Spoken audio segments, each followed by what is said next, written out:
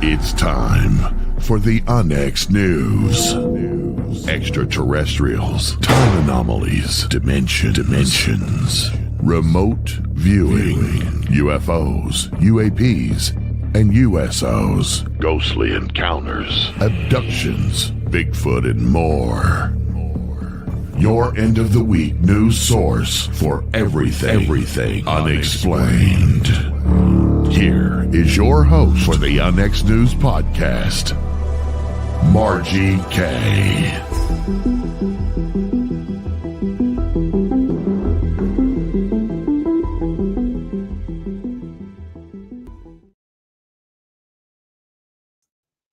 Good evening, everyone, and welcome to Onyx News. I'm your host, Margie K., and this evening we have a special show for you. We're going to be talking with Earl Mullins. Earl is the director and president of the Space Museum right here in the state of Missouri. So it's a big deal. So Earl completed his formal education in 1972 after achieving an associate's degree in mechanical engineering. His passion for spaceflight led him to open the Space Museum in 2003.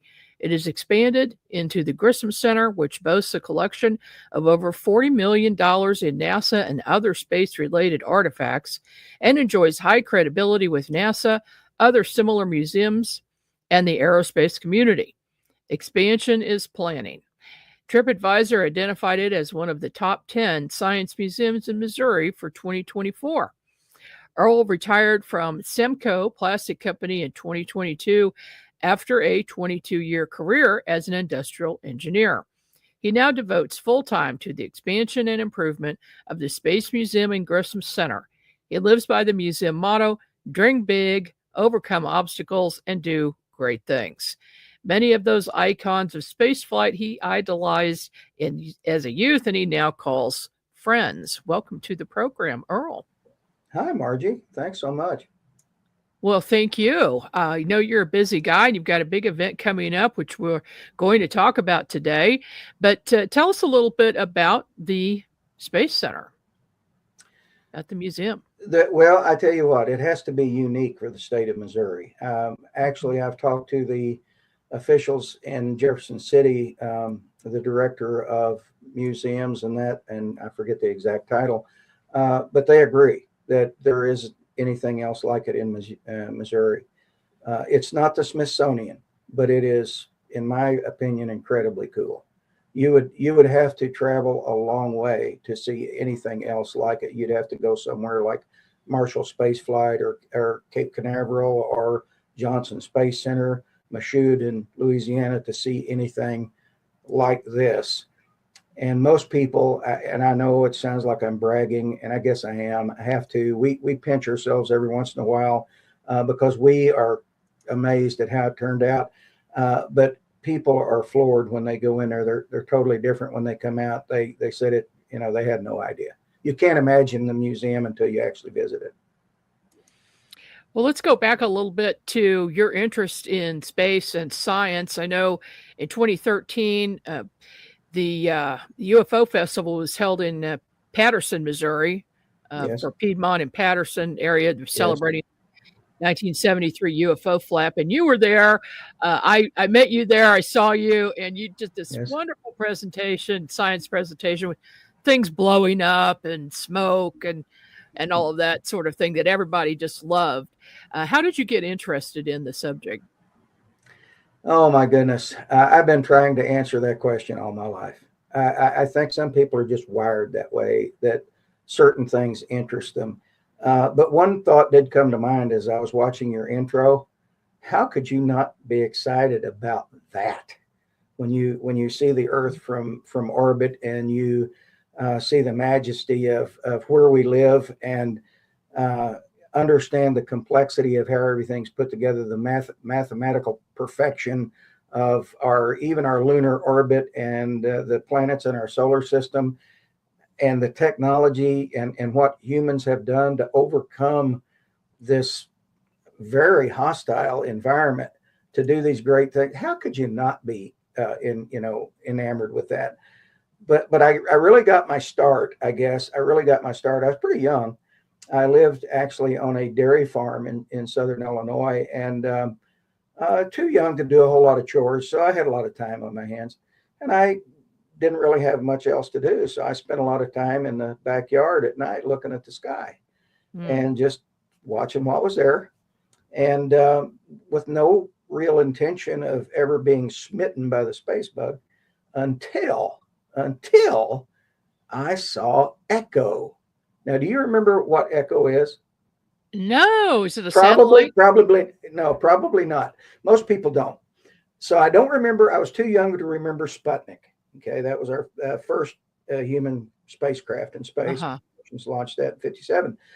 But Echo was the United States' first attempt at satellite communication. And what it was a 110-foot diameter mylar balloon. That's all it was. No electronics, nothing else, just a balloon. It was coated with aluminum, so it was very shiny. They launched that, inflated it in orbit, and used it as a target to bounce radio signals off of. And that's all they did. But it's big, and you could see it, and you could tell it was really honking because it went from one horizon to the next, and I was had. After that, it was like I had to know everything about that and what was going on out there. Well, I think it's probably true for everybody that something like that triggers an interest and then it becomes a lifelong obsession. It does. Yeah. For me, it's obsession is true. That's a correct. For me, it's UFOs. You're right. Obsession is correct. Yeah. Now, speaking of UFOs, I've just got to ask you this question. Do you believe that there is most likely intelligent life somewhere else in the universe besides Earth? Well, we've had this discussion already. I tend to come from a scientific background, and I like data, and I like proofs. Granted, the universe is immense. It's absolutely immense. It's so immense, so big, you can't get your head wrapped around it. So, yeah, there's a lot of real estate out there. There's a lot of potential for other civilizations, etc. But I tend to be a skeptic, not because I don't believe, but just because I come from that scientific background. And really, the more I know about MUFON and what you do and some of the things you do, I think you feel the same way.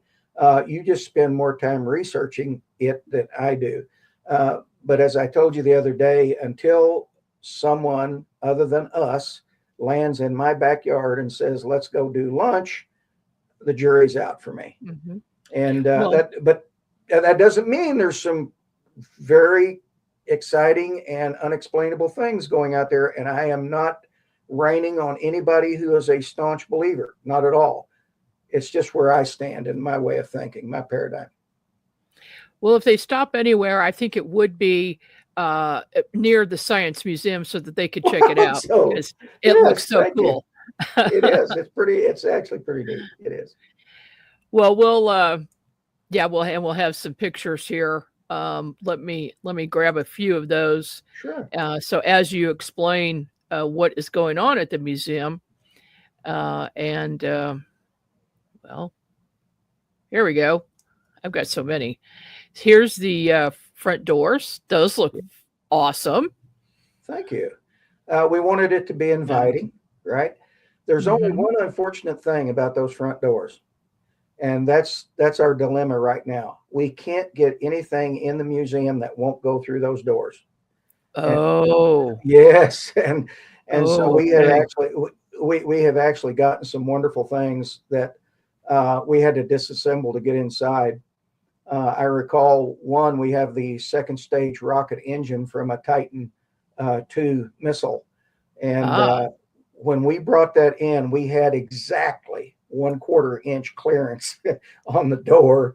And we were sweating bullets because when we went to get it, we weren't sure we would even be able to get it in the museum. So we didn't know what we were going to do with it. But we finally got it inside.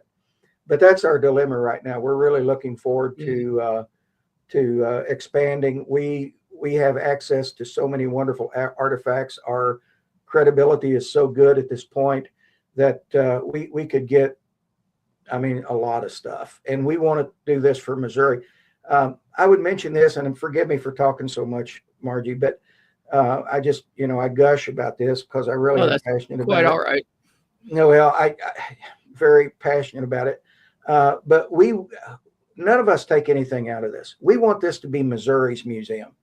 Not only Missouri's museum, but the nation, one of the nation's museums, but Missouri in particular, because Missouri has a huge, huge, huge aerospace legacy nobody's talking about. Absolutely Right. nobody's talking. And it's really a pity. It's actually a shame, because what they did was they recruited. It started at McDonnell Douglas in St. Louis. Actually, before that, but in the space race, that's where it was started. It's seminal there. But they recruited guys off our fields, off our farms, putting up hay, who could fix things with baling wire and duct tape. And they recruited out of our auto shops and out of our schools, and they took them to St. Louis and taught them a specialized skill, and they built the spacecraft that took us to space. So the museum is as much about those people as it is about the astronauts. What an incredible thing humans can do, right? Absolutely. And there always is a story behind the scene. There's, I don't know how many thousands of people working at NASA, and then a few go up in space, and that's who we hear about. That's exactly right. Yeah, and starting with McDonnell Douglas, like you said, right here in Missouri. How many astronauts are from Missouri? Oh my goodness, I think it's 6. I can't name them off the top of my head. It's a senior thing, but yeah, Dr. Linda Godwin.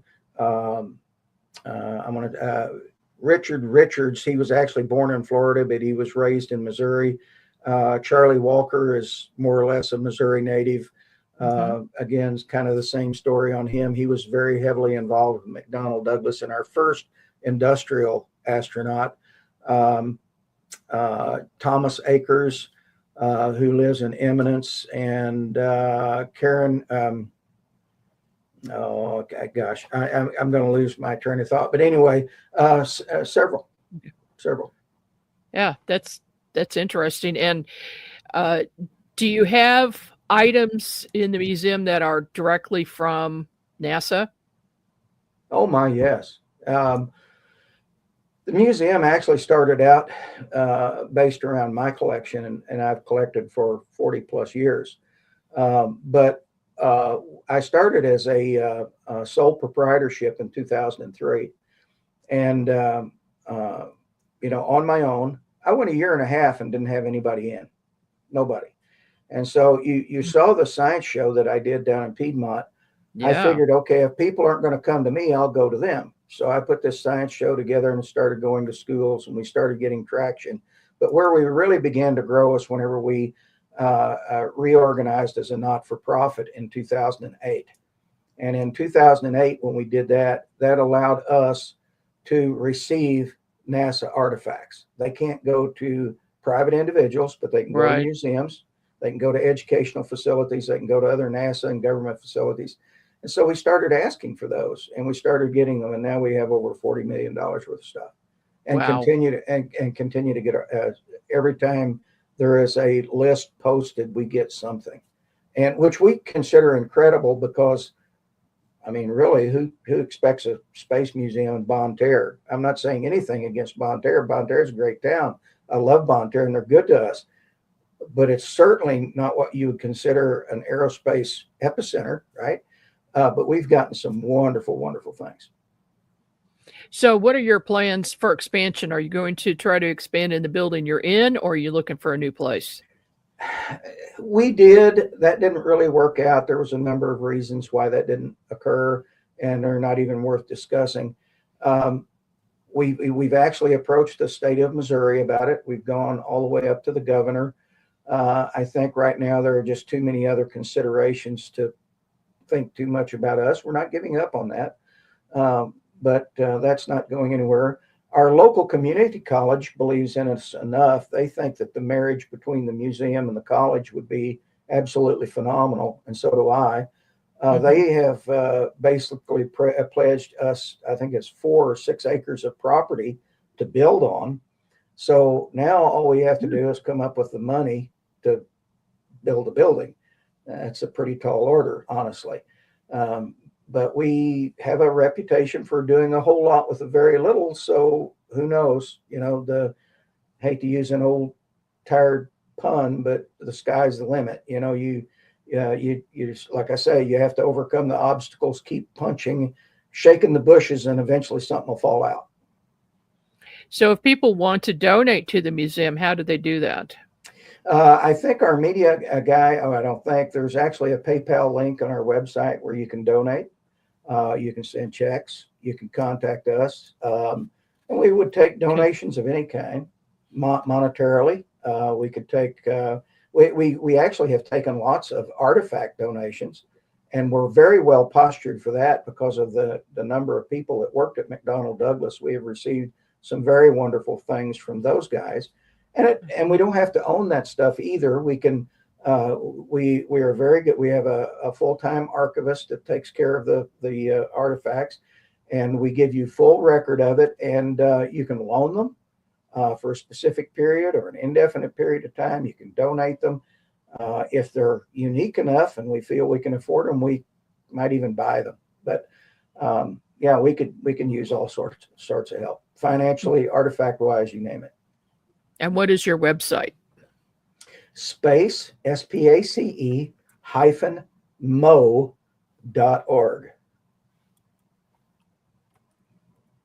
Going to put this up so people can see it. Sure. Can I step away for just a second? Because I want to show you something. Okay. 15 seconds. I'll be right back. All right. 15 seconds. And during that 15 seconds, I'm going to show a few pictures of the inside of the museum.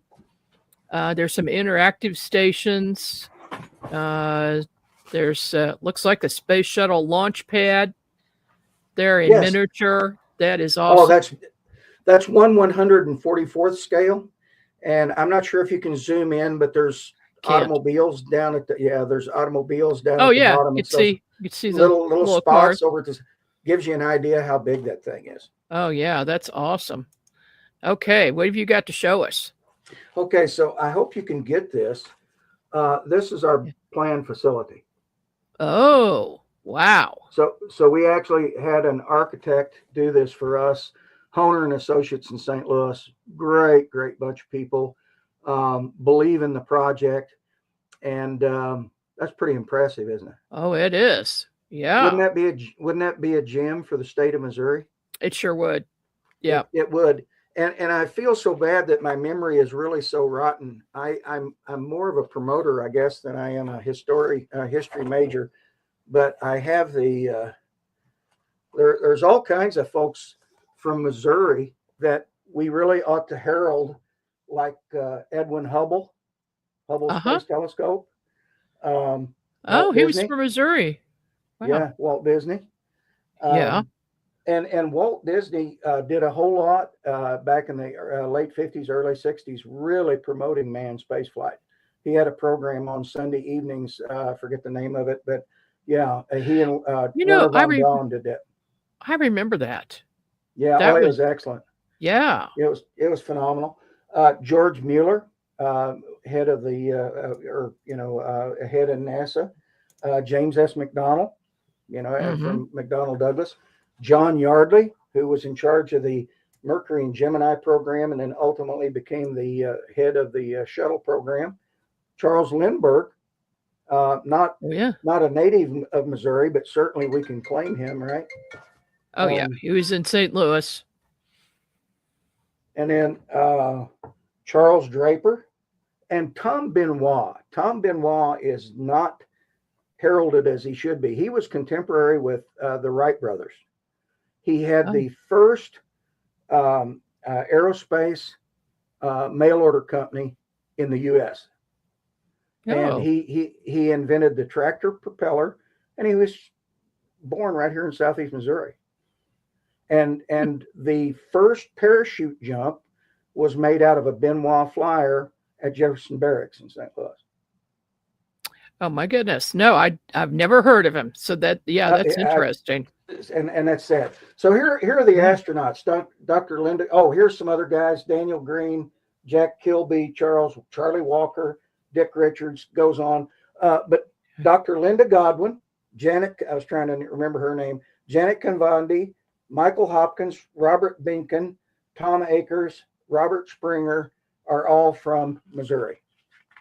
All right. So anyway, that's my visual cue. Yeah. Well, that's a good visual cue. I like what you put together there. It looks very professional. Thank you. So what will people see when they get to the museum? Oh my, there's so much stuff in there, all the way from, we have a moon rock, by the way. Oh, you do? We're one of the, as far as we can tell, one of only two in the state of Missouri. Now, we call it a rock. It's more of a pebble. It's about the size of the end of your thumb, but still it's from the moon. And it was presented to us by NASA in memory of Gus Grissom. It's his Ambassador of Exploration Award. The family can't own it, but they can decide where they want it to display, and the Grissom family wanted us to display it. So you'll see that. We have one of the largest iron nickel meteorites in Missouri. Certainly can see that. We have a lot of one-ofs in the museum, stuff you absolutely will not see anybody else, anywhere else. And one of the things I like to brag about, and I guess it's because I love to eat, we have banana pellets. You have no idea what that is. No idea what a banana. So in the very early years, in the beginnings of spaceflight, we didn't know what that regime was going to do to the human body. So we used chimpanzees to test. And these chimpanzees are smart.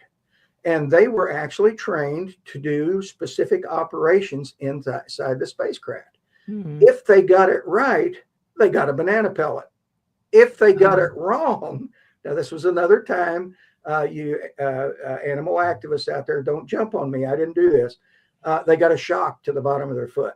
Right? Ooh, okay. Yes, and as a matter of fact, Ham, who was our first chimp knot, came down long on his flight, and his capsule began to sink, and it was shorting out that mechanism, and he was getting constant shocks to the bottom of his feet.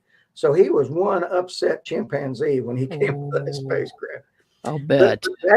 But back to the banana pellets, we actually have some of the original engineers. They're in their 90s that are on our board of directors, and our treasurer, Dean Purdy, is 91 and still sharp as a tack. But he used to take those home and let his kids try them out. Oh. And they thought they were pretty good. So I want to try one so bad, but I've got them in a case. I can't get to them, so I've discouraged myself from doing the banana pod. We've probably got the only ones left in the world. Oh my, yeah. I don't think I'd eat them. I think I'd save them. Put them up on display. Well, they are on. They're currently on display. And we've got other more important stuff in the museum as well. We have a piece of Skylab that deorbited in the late 70s, and they expected it. Yeah, it was all supposed to come down in the Indian Ocean, and several big chunks landed near Perth, Australia. So we have that piece of material. It kind of looks like an old-fashioned burn barrel because it has been burned coming back into the atmosphere. And but it traveled enough orbits in space to make 4.8 round trips to the sun. And you can touch it. It's been there. And we let you touch it. So we have Gus's training suit. It's one of only 3 in existence. He spent more time in the training suit than he did in his flight suit. He only spent about a few minutes in his flight suit. And then there was a backup suit. We have absolutely no idea where that's at, but it's probably in the Smithsonian next to the Ark of the Covenant. We're not sure. So. Well, and Lowell Grissom is from Missouri too, isn't he? Actually, he was originally from Indiana, but he currently lives in Missouri. He lives in O'Fallon. And he happens to be my best friend. And he and I got acquainted back in the early 2000s. Whenever they recovered Liberty Bell after Gus's flight, Liberty Bell sank. And if you're a history buff, you know that he got into all kinds of trouble.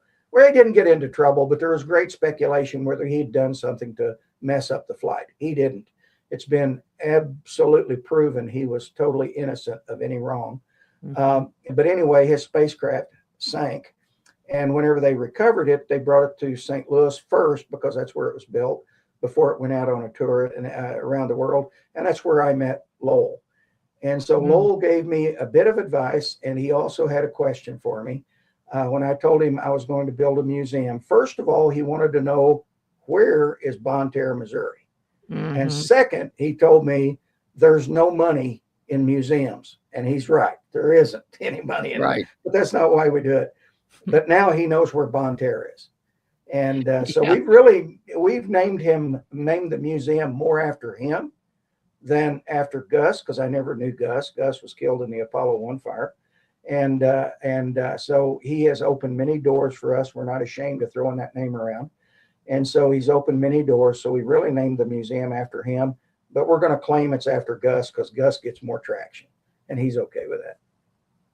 All right. Well, we are going to continue in just about 3 minutes. We'll be back right after these messages. Don't miss the supernatural event of 2025, the biggest, best, and original ghost conference in America returns June the 26th through the 29th in Alton, Illinois. The Haunted America Conference returns to one of the most haunted small towns in all of America for our 28th annual event. Join us for new and returning speakers on ghosts, hauntings, the paranormal, and the unexplained. Plus, how-to workshops, question and answer sessions, special events, haunted tours, and much more. The Haunted America Conference is always the most fun you'll have at a paranormal event. We look forward to seeing you in June 2025. You won't be sorry that you've come to help us celebrate 28 years. Visit ghostconference.net to register today. That's ghostconference.net.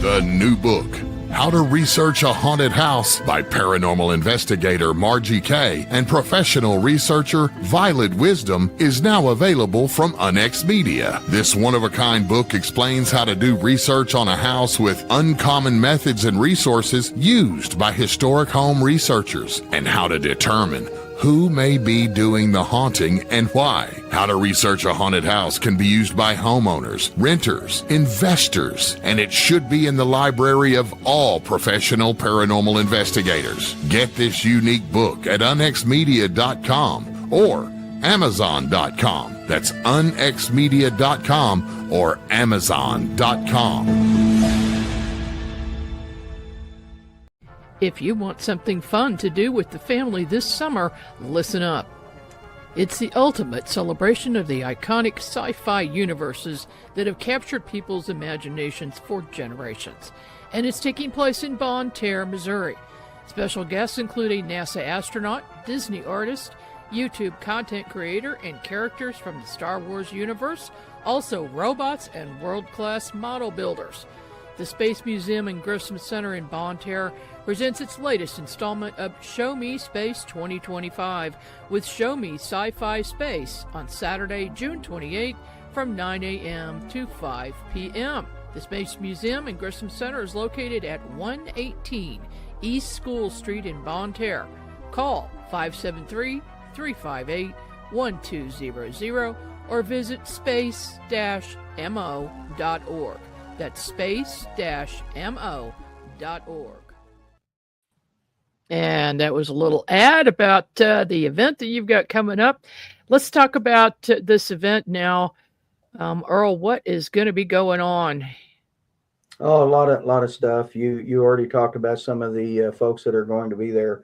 I'm really excited about having B9 there. If you don't recognize B9, B9 was the robot on Lost in Space, Oh, and so he will be there. You'll be able to meet him. You will also be able to meet Robbie the robot from Forbidden Planet. I don't know if you remember, that's an older movie. It's back in the yeah. 50s, but an absolutely iconic movie. And of course, we have our astronaut. He will be doing a program about shuttle stories. Lou Del Maso will be there. He will be bringing his studio scale NCC 1701D Enterprise. The thing is huge, fully lit. It's gorgeous. Lights and sound. He will be there. Dan Monroe. Dan Monroe is absolutely phenomenal. I want to praise him a lot for coming. He has a huge following on YouTube, but he does a program called Movies, Music, and Monsters. And his presentation is great. And what he does, he takes these movies, etc., and he dissects them and tells you how they were made and where the artifacts or the props have gone. And just a phenomenal guy. Looking forward to having him there. We're going to have a model contest that is sponsored by the International Plastic Modeler Society. These guys are world class. It's being hosted by the Gateway chapter in St. Louis, and their models are literally out of the park. It has come so far from when I used to put them together and smear glue all over them and set them on fire and throw them out the window. But they have, I mean, they're phenomenal. So they'll be there. The 70th Explorers will be there. The Star Wars Garrison. So we'll have characters from the Star Wars universe. We'll have several droids there running around all over the place. And we're even going to feed you lunch. If you can call a hot dog lunch, we're going to feed you lunch so you don't have to go anywhere. And we're going to feed you lunch. And we got a lot of things planned. And you've got a costume contest going on too. So, boy, I'm glad you mentioned that, because that's an opportunity. If you're a cosplayer and you have a favorite character, come as that character. You have an opportunity to win the $500 cash grand prize. That's pretty good money. That is. And the reason we did that is because we really want to encourage people to come out. Because listen, I love sci-fi. I may not believe in extra. Again, it's not that I don't believe in extraterrestrials. Just got to see the proof. But I love sci-fi. Sci-fi inspired those guys that actually took us out there and did these things. I mean, if there hadn't been a communicator on Star Trek, we wouldn't have a cell phone, right? I remember way back that the Three Stooges did a movie about getting in a rocket and going to space. And they did movies even before that. I mean, in the 20s, silent movies, rockets going to the moon. People were dreaming about it way before they actually did it. But they did have to dream about it first, didn't they? All the way back in the 20s. You're right. The movies go back that far. But that's correct. And it really kind of goes along with our motto at the museum. Dream big and overcome those obstacles and do great things. And honestly, we ultimately went to the moon because there were people who said, look, this is cool. We're going to go do it. We're just going to go do it. It's not enough to dream about it. We're going to go make it happen. So guys like Robert Goddard and Werner von Braun and Willie Lay and all these other guys, James S. McDonald, they followed their dream. They made it happen. And so I believe, and we can't dismiss spaceflight, because I think it's going to be a part of all of our lives very, very soon. I think you and I, maybe not me, I may not live that long, but others of your generation will probably fly routinely in space, if for no other reason to get from St. Louis to Paris. They've already started doing these entertainment space flights for 10 minutes. We're already there. Yeah, it's costly, but I always give this explanation. And DVD players aren't even a thing anymore. show you how our technology is growing. But back in the day when they first came out, they were grossly expensive. Guys like, average people couldn't afford them. They were $2,000 or $3,000. Now, Yeah. Walmart pick one up for $30. It's almost throwaway. And so space flight is going to be kind of like that. The rich are going to be able to afford it first, but they will bankroll these companies like SpaceX and Blue Origin and Virgin Galactic, Orbital ATK, and they will continue to develop and improve this equipment to where the price will begin to come down, and it will make it viable for us to travel in space. Take off from St. Louis, be in Paris in an hour and a half. Yeah, wouldn't that be nice? Because I am among the people who hate to fly. Really? Oh no! I don't like being stuck in one space for hours on end. I just can't do it. I've got to get up. The older I get, the worse that gets on me too. I have to. Yeah. And then of course I've had a few bad landings in blizzards, and that's, not for me. Absolutely not for me. Well, okay. But I'm glad you're doing, you've got a variety of events, big variety of events going on to attract people to go to the museum. And of course, we're going to add your museum to our museum listing on the NX Network website. It's not paranormal, which is kind of usually where we go, but it is space, and it's very interesting. And I like to support small museums. I had one in Independence for a while. Really? It was dedicated to, it was actually the house that Ginger Rogers was born in. And dedicated to her and her mother. And I still have everything that was in the museum. 95% of it. And I'm looking for a home. I'm looking for a museum home for it. So, anybody out there knows of any place would be appropriate. Big museum that needs an attraction added to it. That's what I'm looking for. But I love small museums and big museums. Been to a lot of them. Yours sounds amazing. I'd love to get there. Can't this year, but next year for sure, for that event. Well, if this works out, and we're not sure because it's a whole new flavor for us. We're treading new water here. We've had some events in the past that have been very, very real successes, but we're catering to a little different audience now. But don't mind that. But we do, if it works out, we would like to expand this and maybe start doing an annual RoboCon, where people bring their robots, or because that seems to be the prevailing theme of this particular one. We're going to have lots of robots there. We have our own. His name is Max Q. If you don't come to the museum for any other thing, come and meet Max. Max is a character. You'll like Max, and so come for Max. Come for the virtual reality experience that we allow you to share. It puts you on a spacewalk at the International Space Station, and it is if you're prone to have a problem with heights or vertigo, it might get to you. It's that realistic. I do, so I can't do it. We have a shuttle launch that puts you at the same location as if you would be 3.5 miles away from a shuttle. Trust me, it's intense. It's not. Oh, wow. It's pretty crazy. But we have some wonderful things there going on at the museum.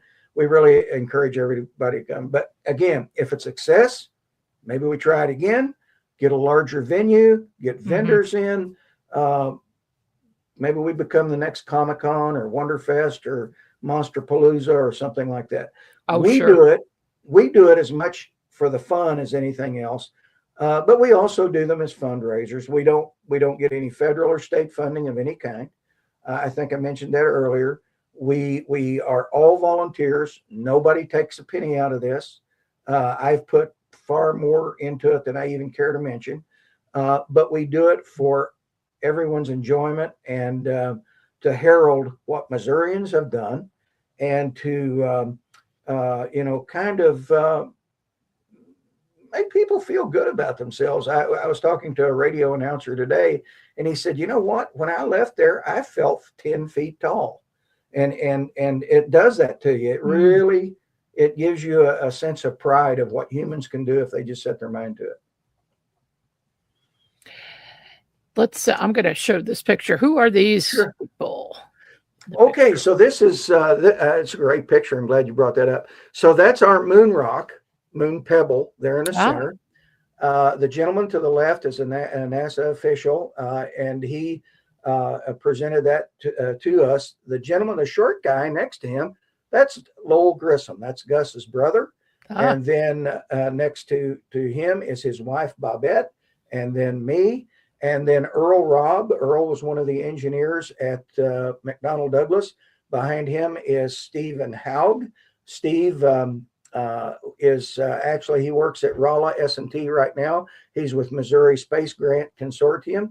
The gentleman directly behind me is Dean Purdy. He's our treasurer, and he worked on every program all the way from Mercury through Gemini, all the way up to the International Space Station. Next to him is Kent Green. Kent works at Boeing now. He's a senior designer, and his father was the former executive vice president for McDonnell Douglas, Huntington Beach. Then there is Deborah House. Unfortunately, she was our administrative assistant, wonderful lady. She has since passed away. We all mourn her loss. And then Lou Mavros, who worked for General Dynamics and with the McDonnell Douglas for many, many years. And I'm trying to think the NASA guy's name. I am having real issues with memory as I get older, and I'll call you up and tell you who he is after we get off here. But right now, I totally understand. It's terrible. I hate it, and I know it as well as I know my own. I do that with my own kids. The room that you're in, is that one of your presentation rooms? It is. That's we actually share that. That is Heritage Hall. That's directly above the museum, and that's where we do our our gathered events, our presentations, etc. Because we have adequate space up there. As I've said, the museum itself is so crammed full of stuff we can barely squeeze anything else in there. But we're fortunate enough to be able to do those events upstairs, and the city is also incredibly good to loan us the Civic Center, the auditorium, when we have these events. And that's where the speaking presentations will occur during this event coming up the 28th. We will adjourn over there. It's a nice theater. It will seat 500 people. So, don't hesitate to come out. We got plenty of room for you. Okay. You do have plenty of room for this event. Okay. Hold it. I just had a brain flash. Bob Jacobs, gentleman I couldn't think. He is the NASA's historian and administrator of education outreach for NASA. And he came and presented us the moon rock that day. Well, that's awesome. If for no other reason than to just see that tiny moon rock, it'd be worth the trip. It is. Now don't plan on stealing it because it is wired. It seriously is. No.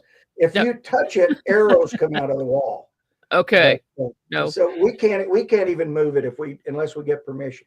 Got Indiana Jones traps around the moon rock, so don't plan on stealing it.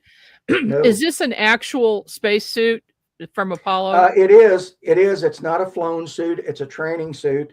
It's early Apollo. It was actually before the Apollo 1 fire, so it's made out of different materials, et cetera, et cetera. But we still consider ourselves very pleased to have it. Since that photograph, we've actually added a helmet to it as well. But it was used in training in the early program. We also have a moon boot. We have other material that's flown to the moon, sample return bags, et cetera, a lot of different things around that display. And what is this room? That's actually the main gallery. It's changed up a little bit. Behind you, directly behind me, you will see a display that we used to call Abandoned in Place. And that photographer is going to actually be with us the 28th. His name is Roland Miller, and he is a phenomenal photographer. he went to the Cape, and unfortunately, the launch sites are just really literally rusting into the ground. So he went there and did a photo essay of these sites before they're totally gone, and we had that display there. Since that time, we've replaced it with women in space, and that's pretty interesting. But that's the main gallery. Now, we're not large. Yeah, there you go, women in space. So if I were to ask you, how many women have flown in space, what would you tell me? Oh, gosh. 10? 10. Well, there's actually more pictures on the wall than that. Yeah, But, I didn't look at that. But seriously, that's the answer we usually get. 6 to 10 to 12, something like that, over 70. Oh, wow. Yes. Wow. And 2 years, or it's going on 3 years now, we had a program that we featured women in space. And we were fortunate enough to actually have Eileen Collins there, the first space shuttle commander and pilot. She's, well, you can't see my finger, but she's up there on the right-hand panel in the orange spacesuit. So we felt like that they deserved a mention. These women are phenomenal. She's a pilot. These people are phenomenal. They, irregardless of the fact that they're women, they are just incredibly accomplished people. People that and she had a very hard upbringing and managed to overcome all that. She's a poster girl for the museum. She overcame the obstacles and did great things. Broke that glass ceiling all to pieces. Yeah, there was a movie recently. Cannot remember the name of it. Hidden Figures. Was it Hidden Figures? Yes. Excellent movie. The black women who worked at NASA, and the trials they went through, but they were brilliant people, and they needed them. Yeah. They made the program. Absolutely. Matter of fact, had it not been for them, spaceflight wouldn't have been possible. They were actually known as, their names, their titles were computer. They were computers. And they were human computers, and did phenomenal work. And we're actually working on a display in tribute to them as we speak. Probably it won't be ready for this June event, but it will be coming soon. That would be a nice one. Yeah, it is. Yep. And what is this room? That is the shuttle experience. So to your right there, to the right of the photo, that's a 10 by 10 foot screen. And to the right of that is an original launch control console. And what happens whenever you experience this, you go through a space shuttle launch as if you were 3.5 miles away. The controls panel wakes up. You see scenes inside the spacecraft, in the firing room, at the launch pad, et cetera, and it is incredibly dynamic. You don't only see it, you hear it and you feel it too. The sound waves, because the shuttle actually produced over 200 decibels of acoustic energy. Had you been up close to the shuttle, it would have literally liquefied your internal organs. So that, notwithstanding the flame and all that, that's why you have to be 3.5 miles away. Yeah, I guess so. I was lucky enough to have been at Cape Canaveral doing a tour, and we had no idea the space shuttle was coming in. And all of a sudden, these people are looking out the window. We're like, "What are you looking at?" And they're like, "Oh, the space shuttle's coming in." And sure enough, it did. And you heard the sonic boom, and that was just awesome. Never got to see a landing. Only got to see one launch. I was down there several times, but for whatever reason, they were always scrubbed. And the launch I got to see was within like just a few seconds of being scrubbed, and they got their problem fixed, and they went ahead and launched. But it's a sight you will never forget. Absolutely. On my bucket list, I want to go to Boca Chica, Texas, and watch the Starship take off. That thing is a mammoth. It is amazing. Saturn V broke glass 2.5 miles away. This thing is bigger than Saturn V and more powerful. So I got to get down there and see that pretty soon. And you can get, I mean, you can't obviously get close or it'd kill you, but you can get pretty close, and it's unobstructed view. Yeah, that's on my list to do. Well, I'll tell you what, the museum sounds awesome. The event you've got coming up is on the 28th of this month, 28th of June, everybody, 9 a.m. to 5 p.m. in Bonne Terre, Missouri, at the Space Museum and Grissom Center. So, and you want people to sign up in advance? Can they get their tickets in advance? Well, and how much are they? They can. It would be nice if we knew how many were coming. We did it a little bit wrong this time, but I won't get into that. We're expecting a very good turnout. But the best thing to do really is to go to eventbrite.com and purchase your tickets there. If you go to our website, space-mo.org, there is a quick link there. There's a link. You can click on that. It will take you right to the ticket purchase site. Okay. But if you can't do that, tickets will be available that day. Now we're limiting it to 300 because that's really, I mean, we're swelling at the walls at that many. Okay. So let's encourage people to sign up in advance to make sure you can get in. So get your tickets now. www.space-mo.org. That's space-mo.org. That's how you get your tickets. And it is on the 28th. So about 2 weeks away. Well, less than 8 days. 8 days away. Yes. Yeah. But Margie, let me tell you how much I appreciate you for giving us this opportunity. I love talking about the museum, of course, and I love the work you do. You're very professional at what you do. It's phenomenal. Love your background. I appreciate, let me give a shout out to Debbie Ziegelmeyer, who I think very highly of. She's a wonderful lady. She's actually spoken at our museum because please understand, again, guys, we're open to truth and we're open to knowledge. And that's what it's all about. We just want people to learn. We want them to excel to the point that highest point they possibly can achieve.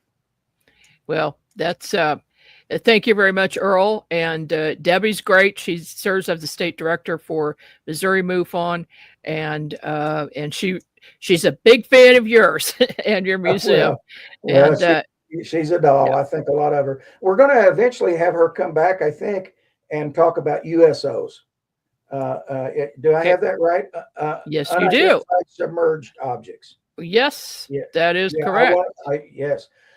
One of the biggest nights at the museum we ever had there, we had a gentleman come about xenomorphs, about Bigfoot, and Mothman, and some of these others, and that was actually picked up by UPI and Associated Press. Yeah, and that went rabid. It was a lot of interest in that. So please remember, everybody out there, we love you. We're just about knowledge and learning. All right. Thank you, Earl, and we'll talk soon. Appreciate you being on this evening. That was Earl Mullins, of course, from the Space Museum in Bonne Terre, Missouri. Do check it out. Check out that event if you can, but at least go visit the museum because it looks awesome. I know I am going to definitely get down there. So this is Margie K. We'll see you here again next week.